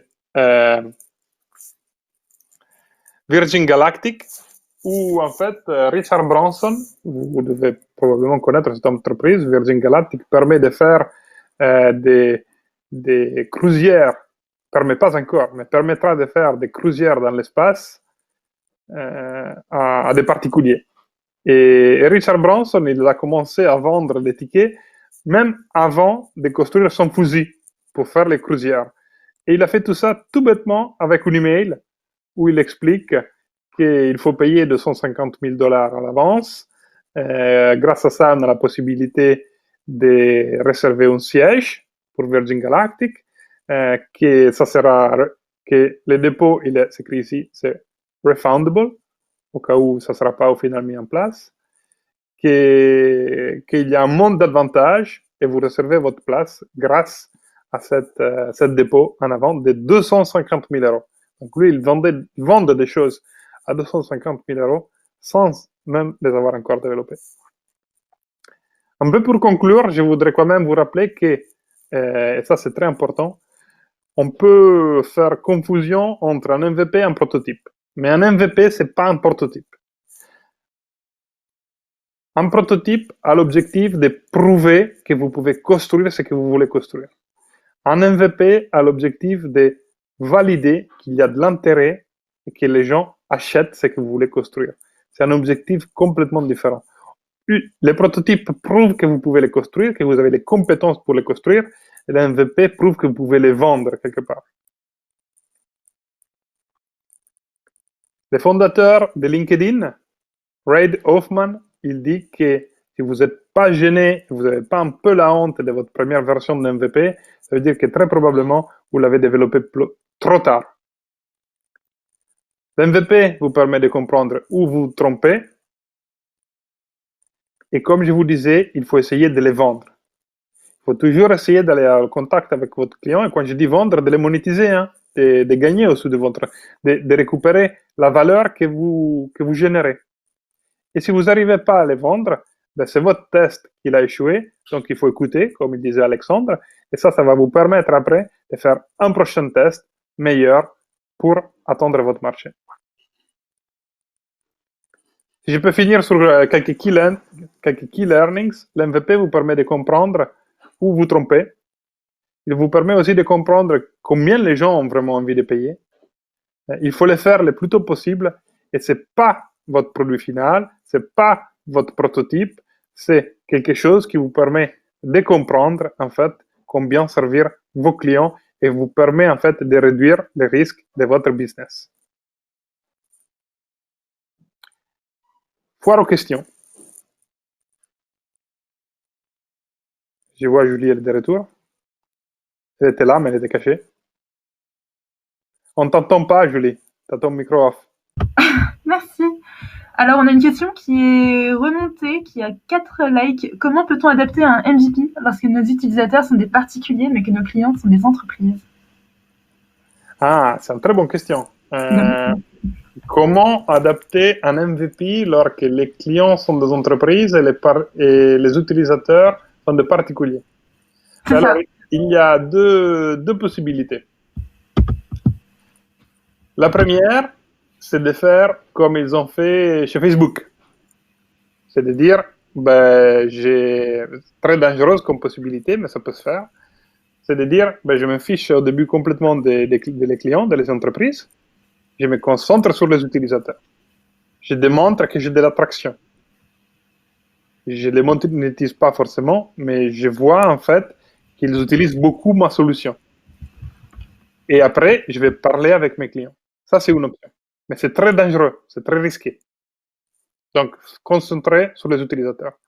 Mieux, une autre option, ça serait celle de dire, en fait, j'essaie de monétiser mes utilisateurs. Et en monétisant mes utilisateurs, je vais prouver, un peu comme il fait Kuber, je vais prouver encore plus l'enjeu et l'utilité de ce que je fais. C'est pas juste envie d'avoir quelque chose, mais les utilisateurs, ils ont tellement envie de l'avoir qu'en fait, ils payent pour ça. Deuxième façon, c'était celle-là. La troisième et la dernière, c'est de se dire, en fait, ben, je vais directement chez les clients. Je ne vais pas chez les utilisateurs. Je vais déjà essayer de vendre quelque chose chez les clients. Si les clients ils répondent de façon positive, ben alors, après, derrière, je vais lancer encore plus ma communauté d'utilisateurs et je vais la faire adhérer encore plus. Regardez l'exemple des... je reprends l'exemple. Je reprends l'exemple de la file d'attente. C'est un peu ce que vous dites. Hein. Il est un peu dans ces cas-là. Affluence, l'exemple que nous ont fait l'année dernière. Ben, les clients d'affluence, c'est pas les gens qui font la queue. Les clients d'affluence, c'est la bibliothèque Pompidou. Les gens qui font la queue, c'est les utilisateurs. Ils n'ont pas eu besoin d'avoir 10 000 personnes inscrites à Affluence pour pouvoir aller parler avec les directeurs du Centre Pompidou. Même ils ont dit l'inverse. Ils ont dit, je vais parler avec les directeurs du Centre Pompidou. Je lui démontre que j'ai créé de la valeur pour les utilisateurs et après, je vais récupérer les utilisateurs. Donc, tout ça dépend de comment on se pose la question, en fait. Est-ce que ça répond?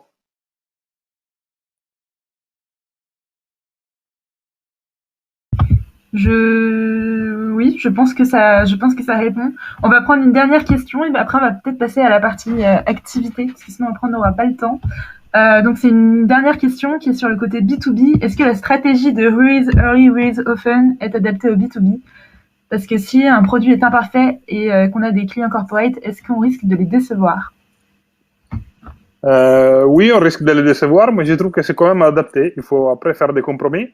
Moi, je me rappelle, mon premier client B2B, il était RATP. Quand même, c'est un gros B2B. Et notre solution, ils avaient des bugs. Mais c'est normal, ça arrive. Même les B2B, demandez-vous toujours qu'en fait, dans les B2B, il y a une personne qui achète. Dites-vous ça. C'est toujours, quelque part, c'est toujours aussi un particulier qui achète, parce que c'est une personne précise qui achète. RATP, il n'y a pas Messi RATP qui signe un chèque. Il y a une personne qui travaille chez RATP, qui a un problème, qui doit résoudre. Et donc, c'est toujours adapté. Ça peut toujours se jouer. Je peux être très vite dans les questions-réponses, si tu veux. Je ne veux pas les frustrer s'il y a quelqu'un qui a des autres questions. Ben, est-ce qu'on aura le temps de faire l'activité après si on prend Ah oui, je vais très rapide dans les réponses. Allez. Très rapide, ok. Du coup, hop, ça s'est répondu. Comment trouver ses premiers utilisateurs sans budget? Comment trouver son premier utilisateur sans budget? Je dirais Friends and Family. Peut-être pas votre mère, parce que votre mère il va quand même être utilisateur très contente et va vous dire que tout va bien. Mais vous pouvez quand même avoir des amis ou des gens que vous connaissez qui sont des clients. Pour les faire utiliser et pour les faire devenir clients, utilisateurs ou clients, vous n'avez pas forcément beaucoup de budget pour les faire adhérer. Même zéro. D'ailleurs, cet atelier, je me rappelle, il y a 2 ans, ça s'appelait comment valider son concept sans un rond. Oui, c'était ça le nom. Et c'est un peu ça l'idée, c'est qu'en fait, grâce à l'MVP, vous pouvez tout faire sans argent. Exactement. Une autre question, est-ce que le principe du fake it until you make it est aussi un exemple de type de MVP? Vendre un produit, une idée avant qu'elle soit développée. Oui, je pense que oui, je pense que ça peut venir un peu de là. Hein. C'est exactement ça. C'est l'idée de se dire, on n'arrive pas à faire tout bien tout de suite, mais parfois on n'a même pas toutes les réponses, donc on doit un peu fake, jusqu'au moment qu'on arrive vraiment à les faire. Ouais, un peu comme le Wizard of Oz. Exactement. C'est un peu comme le Wizard of Oz. Il y a plein d'exemples des MVP comme ça, comme les Wizard of Oz, qu'ils arrivent à créer des solutions sans qu'il n'existe pas forcément. Mais je pense qu'il y a... le Wizard of Oz, c'est un cas aussi un peu extrême, mais je suis presque sûr que dans leur site internet, quelque part, ils avaient quand même écrit qu'ils n'étaient pas propriétaires, ils n'avaient pas les stocks. Ah oui, ouais. Et on n'a rien à perdre à être honnête avec nos clients. Plutôt, moi, c'est toujours ça que je conseille. Vous êtes honnête, tout ça dépend comment vous leur dites. Si vous leur dites que les chaussures que vous vendez, en fait, vous faites des photos dans des magasins, peut-être ça va pas être trop bien perçu. Mais si vous dites que vous vendez des chaussures sans avoir en stock, ça passe, en fait. Ouais. Ok. Et dernière question, comment faire cette méthode avec des projets à haute technologie, si on prend par exemple l'exemple de Tesla? Ça, c'est une très bonne question. Alors, est-ce que la MVP, ça peut s'adapter à tout business? Moi, je trouve que ça peut s'adapter à tout business, sauf un, toute industrie, sauf un. C'est un sur lequel j'investis aussi. Tout à l'heure, avant de cette call, j'étais dans une réunion de Business Angel et on avait un projet qui présentait, et là, le MVP, ça peut pas être appliqué, et c'est un projet pharmaceutique. Ah oui. Un projet pharmaceutique, ils ont des périodes de développement très longues, sans pouvoir vraiment en fait pouvoir les vendre parce que on peut pas vendre des médicaments avant qu'on l'a vraiment testé.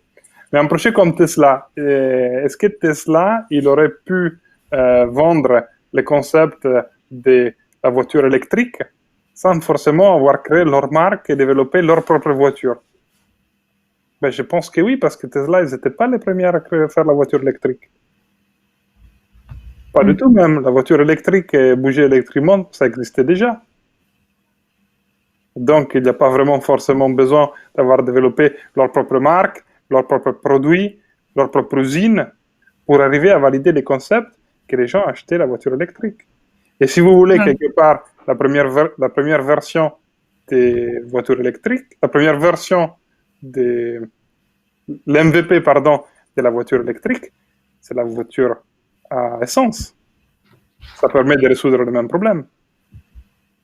Sauf que c'est moins adapté à l'enjeu climatique, elle est différente, l'enjeu environnemental.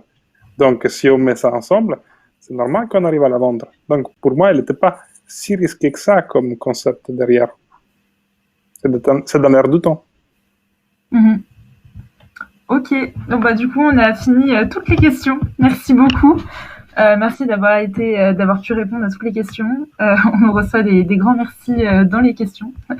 On va passer à la partie pratique rapidement. Francesco, est-ce que tu peux l'expliquer à notre public?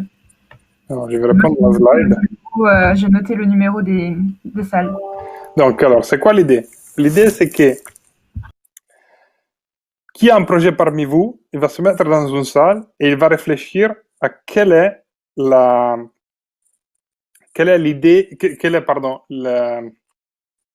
l'hypothèse la plus risquée dans son business. C'est quoi que s'il ne met pas aujourd'hui en place, s'il ne teste pas aujourd'hui, c'est quoi la chose qui pourrait permettre au projet, en fait, de tomber à l'eau s'il ne valide pas cette hypothèse. Donc, la première chose à faire, c'est identifier cette hypothèse. En fonction de cette hypothèse, après, il faut que vous arriviez à identifier, c'est l'étape numéro 2, quel est votre MVP. Quel est le test, quelle est la chose que vous mettez en place pour valider cette hypothèse. L'étape d'après, ça sera que vous essayez de les tester sur le marché. Donc, nous, aujourd'hui, on va prendre les deux projets qu'on présentait tout à l'heure. La challenge, on va le donner à ces deux projets, mais c'est aussi pour tout le monde. Vous pouvez discuter tous en équipe pour essayer d'identifier quelle est l'hypothèse et quel est votre MVP. Et les deux projets, on demandera tout à l'heure, dans quelques minutes, de revenir dans la pièce principale et de présenter quel est leur MVP, quelle est leur hypothèse plus risquée et quel est l'MVP qu'ils souhaitent mettre en place. Ok. Est-ce que vous avez bien tout compris? Vous pouvez mettre un petit plus dans le chat si vous avez compris. Ou un oui. Ou un pouce. D'accord. J'ai l'impression que tout le monde a compris. J'ai mis le numéro des salles. Donc salle 1, donc il y aura Charles pour son projet de compagnie théâtrale. Salle 2, il y aura Baptiste. Salle 3, il y aura Fatia. Salle 4, Pauline et Sophie. Et salle... Et non, il n'y a pas d'autres salles. Du coup, je vais je vais vous inviter à rejoindre la lounge room. Donc, vous allez devoir cliquer sur un petit bouton qui est juste en haut de l'écran. C'est bien ça, Francesco, la dernière fois? Oui, mais là, je ne le vois plus. Non, mais je ne l'ai pas encore fait. Ok. Oui. Du coup, je vais le faire et on se retrouve sur les salles. Dans combien de minutes on se retrouve ici? On peut prendre 10 minutes. 10 minutes, très bien. Ouais, dans 10 minutes. Voilà, vous devez juste identifier l'hypothèse la plus risquée, choisir un des MVP qu'a présenté Francesco, et ensuite comment vous pouvez la tester en version réelle. Voilà. Super. Et ensuite, on reprend les deux projets qui reviennent. À tout de suite. À tout de suite.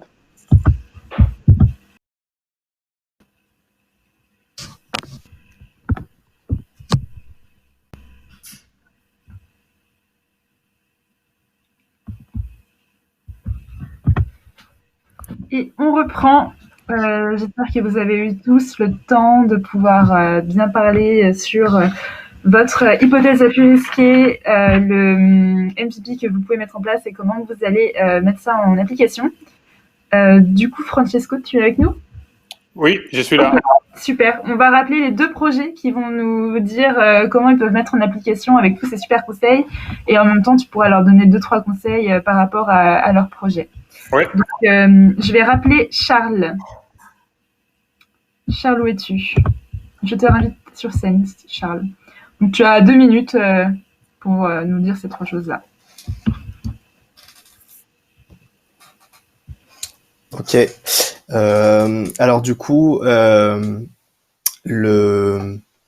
chose un peu risquée de cette solution, c'est de savoir comment les compagnies de théâtre et les particuliers et les entreprises, en fait, allaient rester fidèles à la solution et pas, une fois qu'ils ont déjà eu un premier contact, simplement après faire les démarches par eux-mêmes.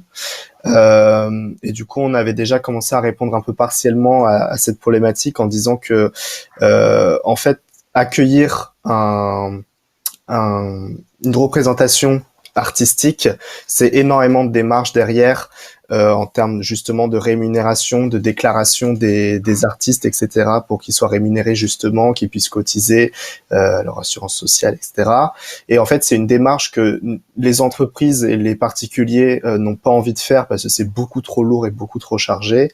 Et pourtant, c'est une démarche qui est nécessaire pour que justement les artistes puissent après rentrer dans ce système qu'on appelle l'intermittence du spectacle.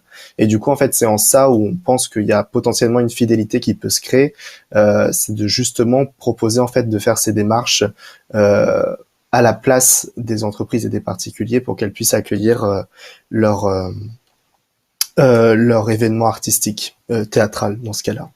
Et pour le MVP, on s'était dit que en fait, la chose la plus simple à faire au début, au lieu de créer directement une plateforme et d'attendre que les entreprises arrivent par miracle dessus et s'intéressent à des compagnies de théâtre, c'était tout simplement faire un petit partenariat avec 5-6 compagnies qu'on a bien testé et dont on connaît déjà les projets, et en fait après aller directement vendre ces projets auprès des entreprises en appelant directement les comités d'entreprise et autres services qui gèrent justement ces événements un peu de team building pour vendre en fait directement un peu à la mano toutes les solutions. Voilà. Merci Charles pour. Ok, merci beaucoup Charles. Alors, est-ce que tu as des feedbacks à faire à Charles? Oui, j'ai des feedbacks. On fait après qu'il y ait les deuxième projet. Non, c'est bien de les faire maintenant. Charles, alors, moi j'entends bien, je vous vois bien. Vous m'entendez bien? C'est bon aussi. Oui. Ok. Il n'y a que moi qui suis désolé. Charles, je pense que ton MVP, il est pas mal.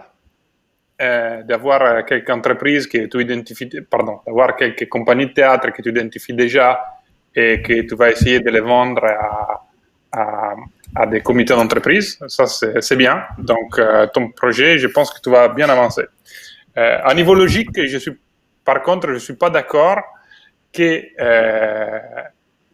que ton hypothèse la plus risquée aujourd'hui, c'est de fidéliser. Fidéliser, ça vient après. Déjà, il faut qu'ils achètent au moins une fois. Donc, ça sera ton hypothèse risquée pour plus tard. Mais quand même, ton MVP, il reste très pertinent. Hein. Je suis d'accord avec toi. Si tu as déjà 3 ou 4 entreprises de théâtre et tu vas les proposer à des comités d'entreprise, tu vois si les comités d'entreprise, ils acceptent. Parce qu'en fait, ton hypothèse la plus risquée aujourd'hui, c'est que les comités d'entreprise décident de se lancer, de te suivre. Et que les entreprises, que les intermittents du spectacle et que les entreprises du spectacle décident de te suivre, c'est déjà un peu moins risqué, selon moi, parce que tu leur apportes quelque part de la visibilité, tu leur fais gagner de l'argent. Pour eux, c'est que bénéfique. Mais si la personne qui te paye à toi, c'est les comités d'entreprise. Donc, il faut déjà valider qu'eux, ils ont envie de te suivre. D'accord, ok. Après, je me pose quand même la question. Donc, l'MVP, il est bon. Je pense que tu vas dans la bonne direction. Après, aujourd'hui, je me pose la question si les comités d'entreprise, mais ça sort un peu de la discussion d'aujourd'hui, si c'est bien les comités d'entreprise qui sont tes premiers clients. Là, je ne suis pas sûr. Tes early adopters, je ne suis pas sûr que c'est les comités d'entreprise. Parce que, en fait, au départ, je voulais faire la solution pour des particuliers, mais je me suis rendu compte que c'était peut-être un peu gênant, en fait, pour des particuliers, à l'idée de recevoir comme ça une compagnie théâtrale chez eux, dans leur intimité, etc. Et en parlant avec aussi le fondateur de Live Tonight, qui est une solution un petit peu comparable, mais pour les musiciens. Il m'a dit que ce qui avait lui marché au tout début, c'était justement finalement j'étais un peu venu sur les entreprises, mais ça reste de la musique, donc c'est aussi différent du théâtre. Ouais. Donc je pense pourquoi pas. Hein. J'ai pas dit que non. J'ai dit que je me demande si aujourd'hui les comités d'entreprise, si aujourd'hui c'est ça que c'est en fait leur plus gros problème, leur plus grosse douleur, parce qu'ils sont hyper sollicités. Hein. Je pense que chez les comités d'entreprise, on essaie toujours de vendre quelque chose au comité d'entreprise. et je me demande s'il y a des autres cibles. Après, c'est à toi de voir avec l'analyse de tes personas pour comprendre bien les besoins, etc. Et moi, je pense qu'il y a des autres cibles. À toi de voir si c'est les bonnes. Moi, aujourd'hui, je réfléchis même aux particuliers. Je pense que ça peut être très intéressant de démarrer avec des petites compagnies théâtrales et de faire des petites mises en scène dans les maisons, dans les appartements. Ça peut être un service de luxe quelque part. Hein. Oui, complètement. Et à voir. Ça dépendra aussi beaucoup de ton carnet d'adresses, je trouve.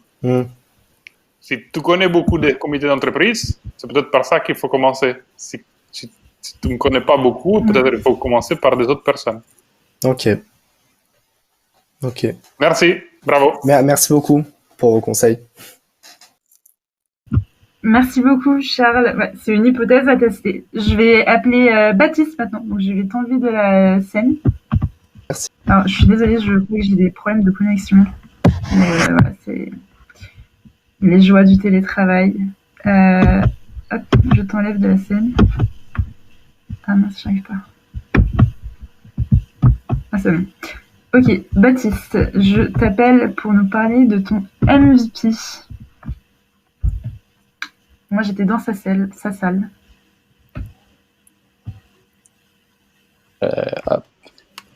Yes, vous m'entendez? Oui, très bien. Oui. Ok. Donc du coup, pour Déguste, l'hypothèse la plus forte, c'est que les entreprises vont accorder une valeur ajoutée à nos produits, donc des produits de qualité, de l'artisanal, par rapport à des produits qui peuvent se procurer en grande surface pour leurs événements d'entreprise. Et du coup, le MVP, c'est nous, on teste déjà l'intérêt en contactant, on a contacté une 50aine d'office managers sur Paris, et on leur propose de nous laisser leurs coordonnées pour qu'on puisse les recontacter et les tenir informés du lancement du projet. Et donc là, on a un très bon taux de réponse. On a 70% des personnes qui nous laissent leurs coordonnées, donc c'est un premier indicateur. Et notre MVP, c'est qu'on va lancer l'activité sans avoir de stock. Donc on a déjà nos accords avec les fournisseurs et on va tout simplement vendre nos kits sans avoir de stock pour constituer nos kits. Et une fois qu'on aura les premières commandes, alors on constituera les kits et on fera les commandes nécessaires auprès de nos partenaires locaux. Voilà. Merci, bravo, ça me semble une bonne idée. Du coup, l'hypothèse, si j'ai bien compris, celle d'avoir les contacts des managers, ça vous l'avez déjà? C'est déjà fait? Oui, ouais. Pour nos premiers clients, oui. Vos premiers clients. Et quel type d'entreprise vous ciblez? On cible, en fait, notre solution, elle s'adapte vraiment à plusieurs types d'entreprises, que ce soit des startups de taille moyenne à grande, pas forcément les petites startups parce qu'il n'y a pas de budget dédié à ça. Et ensuite, les grands comptes. Ok. Et du coup, vous attendez la fin du confinement pour mettre ça en place? Ouais, début 2021, donc on aimerait bien lancer en février. Je trouve que c'est intéressant. Ça vous permet de les mettre en place à moindre coût, au zéro coût. Je trouve que c'est très bien. Je me demande si vous ne pouvez pas déjà le faire. Vous êtes combien dans la boîte? On est 2.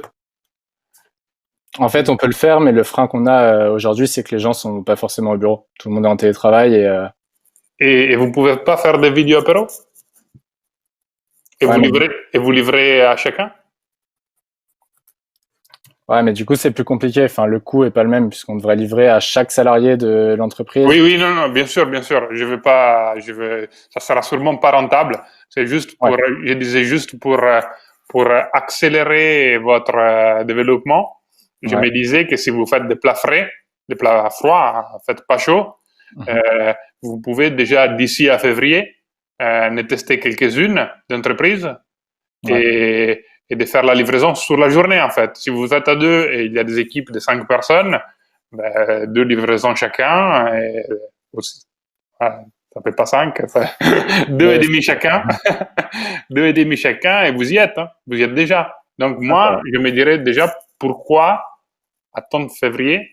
Et en plus, aujourd'hui, on a les entreprises, ils ont encore plus besoin de créer des liens qu'ils l'auront en février.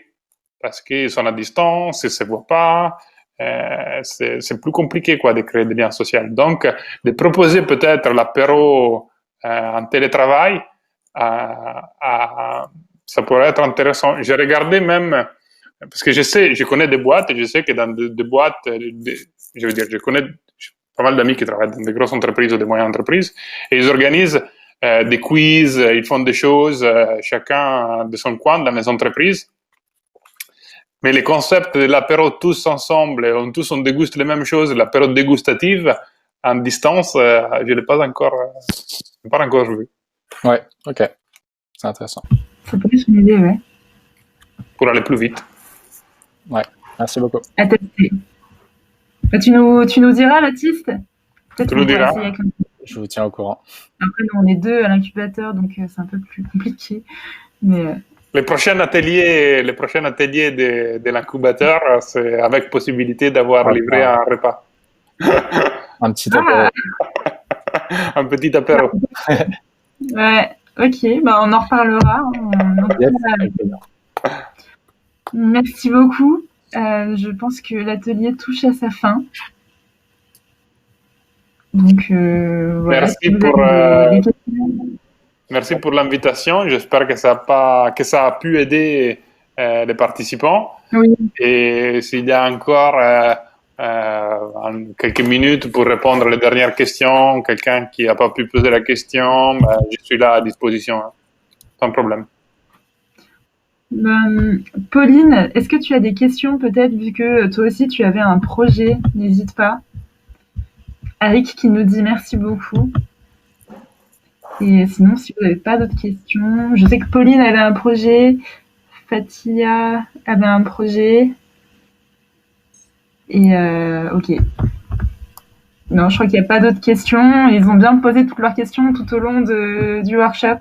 Donc, merci à tous. Francesco, je veux bien que tu me renvoies les slides, à moins que ce soit les mêmes que l'année dernière, mais j'ai vu qu'il y avait quand même des petites modifications. Oui.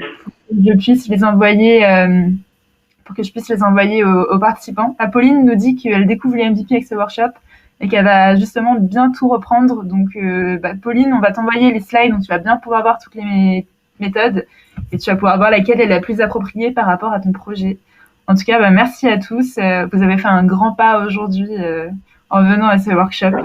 Donc, voilà, merci beaucoup. Et merci Francesco, merci, c'était top. Je sais, malgré la situation, je te remercie encore beaucoup. C'est toujours un workshop qui est hyper apprécié. Donc, voilà. Merci encore pour l'invitation. Avec plaisir, toujours. Ok, bonne soirée. Ciao, ciao. Bonne soirée. Au revoir. Je vais clore